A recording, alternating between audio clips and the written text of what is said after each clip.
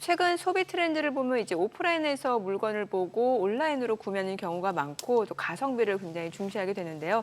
오늘 주문하면 내일 당장 새벽에 오는 또 빠른 배송 굉장히 중요해졌잖아요. 예. 그래서 유통업계도 새 판짜기에 나섰다고 합니다. 예, 맞습니다. 그래서 현재 유통업계 트렌드는 무엇인지 또 관련주들의 모멘텀은 어떤 것들이 있을지 한번 살펴보도록 하겠는데요. LS증권 오리나 연구원과 함께하도록 하겠습니다. 어서 오십시오. 오세요. 안녕하세요. 네, 안녕하세요. 요즘에 뭐 경제 지표를 보더라도 소위 저희 하드 데이터는 아직 좀 힘들지만 소프트 데이터는 그래도 개선이 되고 있다라는 얘기들도 많이 하고 소비 심리도 좀 이제 턴하고 있다라는 얘기들을 많이 하는데 실제로 우리나라에서 계엄 사태 있었던 이전 수준은 어느 정도 회복을 하고 있긴 합니까? 네, 실제로 지난해 12월에 계엄 이후에 소비자 심리 지수가 굉장히 안 좋았었는데 4월부터는 지금 기준선 100을 넘어선 상황이다 이렇게 보시면 될 것 같고요. 제가 유통업을 이제 10년 넘게 분석을 해왔는데 진짜 이렇게 체감이 되는 좀 훈풍은 굉장히 오랜만이다. 그래요? 네, 실제로. 그래서 저희 2020년 5월에 과거 코로나19 때 네네. 재난지원금 한번 나왔었었는데 당시에도 이제 사용처가 아니었던 백화점이 이제 5월까지 마이너스 신장을 기록했다가 이제 6월부터 지급되고 나서부터 명품하고 가전 쪽이 두 자릿수씩 성장하면서 2분기 실적이 좋게 나왔었거든요. 예, 예. 그리고 당연히 당시에 사용처였던 편의점 같은 경우는 코로나19 때문에 해외여행이 어렵다 보니까 면세점에서 담배 보루로 구매하시는 그런 수요가 편의점으로 좀 많이 이동을 했었어요. 그래서 그런 부분 때문에 당연히 좋았었고요. 그래서 뭐 이제 이번 추경에 아무래도 민생 지원금 그리고 뭐 소비 회복 쿠폰 같은 거 포함이 됐다라고 이제 얘기가 나오고 있다 보니까 사실 이게 사용처가 어디로 지정이 됐든 간에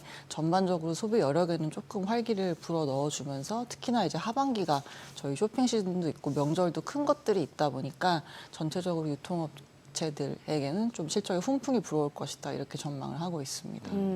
그리고 최근에 보면은 네. 그 국내 유통시장 보면 이제 작가님 올다쿠라고 했는데 이 올다쿠가 아마 올리브영 다이소 쿠팡? 예. 네, 네, 네, 맞습니다. 이 성장세가 얼마나 두드러진지 올다쿠라는 말이 나올 정도로 어느 그래서- 정도예요 지금 상황이? 그래서 제가 이제 그 저희 레포트 제목에 옳다쿠나 올다쿠 이렇게 네, 써놨던 게 아무래도 지금 최근까지 이 소매 판매액이 작년에도 전년 대비 0.1% 하락했고 네. 소매 판매액 지수로 보시면은 이게 통계 작성 시작했던 1995년 이후로 최장기간 동안 지금 하락하고 있는 상황이거든요. 근데도 불구하고 지금 올리브영, 다이소 모두가 두 자릿수 신장을 했고 뭐 쿠팡도 보셨겠지만은 고정 환율 기준으로 지금 두 자릿수 성장을 이어가고 있다 보니까 다른 업체들이 고전하는 상황 속에서도 지금 이렇게 좀 실적을 만들어내고 있는 그 오프라인도 있고 온라인 유통업체들도 있다 이렇게 봐주시면 되겠고요. 수익성 측면에서도 말씀을 드리면 지금 백화점들이 영업이익률이 한 5%대가 나오고 있는데 올리브영이 12.9% 와. 지난해 기록을 했습니다. 네. 그러니까 거의 오프라인 채널 중에서는 가장 높은 순으로 보시면 될 것 같고 다이소 같은 경우도 한 9%대 기록을 했다 보니까 전통 유통업체들 대비해서 뭔가 지금 다른 방면으로 지금 좀 매출 호조를 보이는 업체들이 좀 나오고 있다 이렇게 해석할 수 있겠습니다. 사실 저도 여의도나 뭐 명동에 있는 올리브영 가면 사실 걱정은 안 되거든요. 근데 제가 기후에서 하나만 좀 질문을 드려보자면 올리브영 매출 성장률 같은 경우에 매출 증가율이 약간 좀 떨어진다라는 얘기들도 있더라고요. 네. 이거는 파이가 커져서 자연스럽게 떨어지는 건지 어떻게 해석할 수 있을까요? 이거는? 일단은 이번 1분기 실적에서 성장률이 좀 떨어졌다라고 내용이 나왔던 부분들은 전 분기 대비해서 좀 매출이 하락하는 내용 때문에 좀 언론에 회자가 됐던 부분이 있었고요. 전년 동기 대비로 보시면은 14% 매출이 증가를 했습니다. 그래서 말씀하신 것처럼 사실 이제 베이스가 높아지니까 당연히 성장세가 과거 대비해서는 약간은 좀 떨어지는 것처럼 보이는 거는 맞는데 근데 언론에서 조금 더 집중했던 거는 전분기 대비 약간 빠졌다에 좀 집중을 했었던 것 같아요. 근데 실제로 저희가 과거에 이제 5년치의 매출 성장률을 보시면 항상 4분기가 올영 세일도 있고 그리고 또 큰 행사들이 있다 보니까 제일 매출이 좋은 분기거든요. 네. 그래서 거의 매 1분기마다는 이제 QOQ, 그러니까 전분기 대비 매출이 조금 성장세가 가장 좀 낮게 나오는 분기가 1분기였다라고 보시면 될 것 같고요. 그래서 이거 가지고서 약간은 성장이 둔화됐다고 좀 단정 짓기는 저희는 이르지 않나 이렇게 판단하고 있고, 실제로 하반기도 이제 봤을 때 아무래도 3분기부터 중국인 단체 관광객들이 좀 무비자로 일시적으로 들어올 거고, 그리고 또 최근에 외국인 관광객들이 과거에 면세점 가서 구매하셨던 그런 소비 패턴이 다이소랑 올리브영 쪽으로 좀 흡수가 되고 있다 보니까 그런 부분들에 대한 수혜를 조금 더 눈여겨보고 있는 상황입니다. 확실히 올리브영 가면은 분명 하나만 사려고 했는데 나올 때 보면은 뭐 과자부터 저도 해서 그렇죠. 예. 예, 엄청 사게 되더라고요. 네. 예, 그래서 그리고 뜻밖의 또 과소비를 하고 저도요. 막 이거 한정판이다. 네, 막 네. 올리브영에만 있다. 네. 뭐 기획 세트 이런 거에 혹해서 그리고 좀 품절하면 더 사고 싶어지고 네, 많이 샀죠. 저만 저도 그런 건 많이 아니에요. 샀습니다. 원 플러스 원 한다고 샀는데 집에 이미 하나가 더 있고. 그게 쌓이는 거죠, 네, 이제. 그렇게 쌓이더라고요. 예, 쟁여놓고 쓰는 거죠. 네. 네. 그리고 쿠팡도 실적이 좋잖아요. 네. 쿠팡은 어느 정도예요, 지금? 쿠팡은 고정환율 기준으로 올해 연간으로 20% 성장이 목표인데 네. 이제 그거에 부합하는 수준으로 지금 1분기에 실적 나왔다라고 봐주시면 되겠고요. 근데 쿠팡 같은 경우는 지금 전체 이제 회원수 곱하기 회원당 그 소비하는 금액으로 봤을 때 회원 수는 거의 다 이제 웬만한 부분들은 가입을 다 하시는 예, 상황이다 예. 보니까 뭔가 해외 진출을 통해서 조금 더 파이를 늘려야 되는 그런 상황에 봉착해 있다고 저희는 보고 있고요. 그리고 이제 한 사람당 구매하는 금액으로 봤을 때에는 이제 분기별로 뭐 환율 따라 약간씩 다르긴 하지만 어쨌든 한 300~400불에서 왔다 갔다 하고 있는 상황입니다. 근데 400불은 못 넘어가고 있는 상황이거든요. 그래서 저희가 봤을 때 생수나 뭐 생필품, 휴지, 물티슈 이런 거를 판매해서 객단가를 올리기는 굉장히 어렵다 보니까 네, 네. 최근에 화장품이나 뭐 패션이나 그리고 뭐 패션 주얼리 같은 그런 브랜드들이 입점을 좀 많이 시키면서 실제로 이번 1분기 컨퍼런스 콜 때도 김범석 의장이 이런 브랜드들이 이제 우리 입점을 들어왔다 이렇게 밝히기도 했다 보니까 과거랑 달리 좀 고가녀 상품들 위주로 약간 늘리면서 객단가를 높이려고 하는 그런 모습들이 나오고 있다고 보고 있습니다. 사실 올리브영이나 쿠팡이야 워낙 잘 나가고 네. 있는 걸 우리가 소식으로 많이 그렇죠. 들으니까 뭐 놀랍긴 합니다만, 그런데 다이소가 사실 깜짝깜짝 놀랍니다. 그러니까 네. 화장품을 거기 가서 직접 사기도 하고 영양제 사겠다고 막 품절 대란도 일어나고. 없는 게 없죠. 맞아요. 네. 그리고 또 놀라웠던 것 중에 하나가, 저는 이게 단순히 내수인 줄 알았는데 식당에 가서 외국인 관광객이 너 다이소 갔다 왔어? 그러니까 관광 코스 중에 하나가 다이소가 있더라고요. 그래서 뭘 샀나 이렇게 보면 다 편의점에서 살 수 있는 거긴 한데 내가 다이소를 다녀왔다는 거에 의미를 두더라고요. 그럴 수 있겠네요. 다이소의 성장세는 어떻습니까? 다이소는 일단은 엄청나죠. 지난해 뭐 아셨겠지만은 1,000원짜리 팔아서 4조 매출을 올렸으니까 네. 진짜 그죠. 500원, 1,000원, 2,000원, 3,000원, 5,000원짜리 팔아서 4조 매출한 회사이고, 그리고 뭐 매출뿐만 아니라 앞서 말씀드린 것처럼 수익성도 기존 유통업체 대비해서 굉장히 우위에 있는 상황이다 보니까 그래서 저희가 과거 10년을 얘기할 때 합리적 소비라는 그런 트렌드를 많이 얘기를 했었었어요. 네. 명품 트레이딩 업 측면에서 좋고, 그다음에 SPA 브랜드들이 그때 한창 좋았었기 아. 때문에 그렇게 소비가 나눠지고, 중간에 낀 뭐 저희 백화점 한 5, 6층에 있는 그런 브랜드들, 전통적으로 우리나라 뭐 의류 브랜드들, 상장되어 있는 업체들의 네. 브랜드들 잘 안 팔렸던 그런 부분들이 지난 10년간의 모습이었다면은, 최근에는 이제 다이소가 모든 소비재의 가격을 다 낮추고 있기 때문에 굉장히 극단적 소비로 지금 최근에 나타나고 있다 이렇게 판단하고 있고, 실제로 1,000원짜리로 4조 매출을 올리는 업체가 있는 거랑 동시에 최근에 또 백화점의 보석 그리고 또 시계 브랜드들 성장세가 20~30%씩 꾸준히 나오고 있는 상황이거든요. 그러니까 굉장히 아이러니한 상황이죠. 예. 그래서 그런 식으로 합리적 소비를 좀 학습한 소비자들이 조금 더 극단적으로 소비를 나눠서 하고 있는 모습들이 나오고 있고, 이제 그런 것 때문에 이제는 뭔가 마진을 붙인다는 거에 대해서 소비자들이 굉장히 거부감을 느끼고 있다 보니까 그런 거 측면에서 이제 좀 차별성을 줄 수 있고 구매로 이어질 수 있을 만한 요소들을 갖추는 게 굉장히 중요해지고 있다 이렇게 판단하고 있습니다.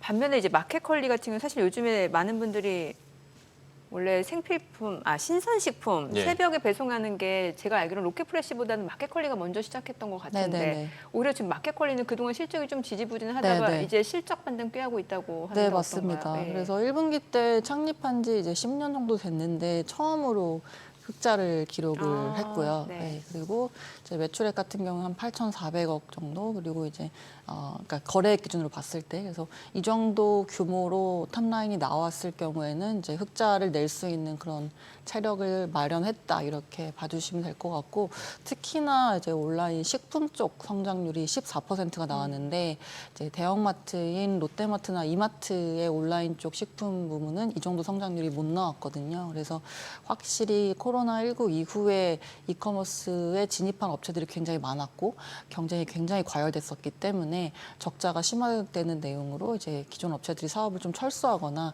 정리한 부분들에 따라서 좀 지금까지 버틴 업체들이 약간은 좀 수혜를 받고 있는 상황이다, 이렇게 보고 있고요.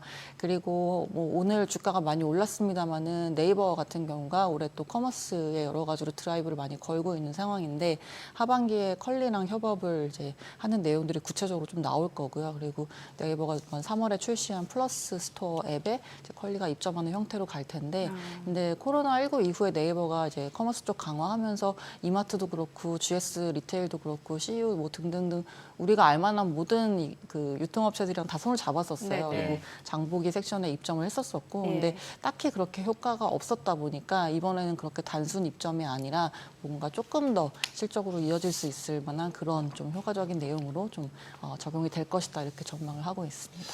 뭐 좋은 얘기도 많이 했으니까 변수 하나만 좀 여쭤볼게요. 공휴일 의무 휴업과 관련해서 대형마트들이 그러면 긴장을 할 네. 수밖에 없는데 네, 네. 이게 실제적으로 어떻게 악영향을 대형마트들에게 줄지, 그리고 사실 이 반사이익에 대한 궁금증도 좀 많긴 한데 네. 이 사안에 대해서는 좀 어떻게 분석하고 계십니까? 일단은 2012년도에 처음에 유통산업발전법 나왔을 때랑 지금의 대형마트는 좀 지위가 많이 달라졌습니다. 그래서 오히려 이 유통업체 전체 매출에서 차지하는 비중도 2023년에 대형마트가 13%였는데 지난해는 11%로 떨어졌거든요. 그래서 이제는 사실 지배적 사업자라고 보기는 조금 어려운 입장이 됐습니다. 네. 그리고 2015년부터 2022년도까지 저희 농촌진흥원 자료에 따르면 대형마트가 휴무했던 날에 전통시장과 이제 온라인 쪽에서 식료품 구매를 살펴보시면 전통시장은 오히려 줄었고 온라인은 급증했거든요. 그래서 그런 거를 봤을 때도 사실 이게 실제로 법의 실효성에 대해서는 약간 전반적으로 의문이 있는 시각들이 있다 보니까 집행이 될지는 일단은 지켜봐야 될 것 같고요. 그리고 이마트 기준으로는 지금 전체 점포의 한 40%가 평일에 쉬고 있어서 이제 그게 다시 만약에 제정된다면은 다시 이제 40% 정도가 이제 점포가 이제 휴일에 쉬는 건데 일요일 날 쉬는 건데 롯데마트 같은 경우 35% 정도고요. 근데 그런 점포들이 사실은 이미 좀 지방이나 그렇게 매출이 크게 나와서 실적에 막 영향을 크게 줄 만한 그런 점포들이 딱히 아니다 보니까 네. 이게 연결 실적으로 잡힌다고 해도 그렇게 영향을 크게 줄 것 같지는 않다, 이렇게 보고 있습니다. 그래서 일단은 지켜볼 필요는 있겠지만 어쨌든 새 정부가 약간은 좀 실용적인 부분들을 많이 강조를 하고 계시다 보니까 뭐 끝까지 좀 봐야 될 것 같아요. 네. 자, 그래서 결론은 연구원님이 보시는 가장 기대 수익률을 높일 수 있는 유통 섹터 내에서 최선호주. 제가 어떤 계속 기업인가요? 이제 연초부터 해서 백화점 신세계하고 그리고 신세계. 이제 이마트 말씀을 드리고 있고 차선호주로는 현대백화점 말씀을 드리는데요. 그래서 네. 일단 신세계는 지금 백화점 쪽 그 2분기까지는 감가상각비 지금 리뉴얼을 본 점 보셨겠지만 많이 하고 있어가지고 감가상각비 증가하는 내용 때문에 좀 하반기로 갈수록 실적 모멘텀이 커질 것이다, 이렇게 보고 있고 지금 관세 이슈가 이제 상대적으로 자유로운 업종 유통업종이고 외국인 관광객들에 대한 수혜, 그다음에 소비 이제 돌아서는 내용들 모든 지금 키워드에 다 걸쳐 있는 그런 업태가 백화점입니다. 그래서 신세계 말씀드리고 지금 PE가 한 7배 정도 가고 있고 그리고 1분기 실적이 타사 대비 그렇게 좋진 않았었어요. 면세점 때문에. 그럼에도 불구하고 주가가 빠진 게 없기 때문에 그만큼 지금 기대감이 작용을 크게 하고 있다, 이렇게 보시면 될 것 같고 지난해부터 유통업체들 주가가 굉장히 좋았는데 가장 안 간 업체 중에 하나가 신세계거든요. 그래서 네. 그만큼 지금 좀 수급 같은 경우도 여유가 있다, 이렇게 판단을 하고 있고요. 이마트는 뭐 지금 홈플러스가 매각을 좀 추진을 하고 있습니다만은 이게 어떻게 됐든지 간에 경쟁이 좀 완화되는 부분들은 대형마트 시내는 이제 확실한 내용이다 보니까 그렇게 두 개 전공 말씀을 드리고 있습니다. 네, 오늘 여기까지 듣겠습니다. 내용 잘 들었습니다. 고맙습니다. 네, 감사합니다.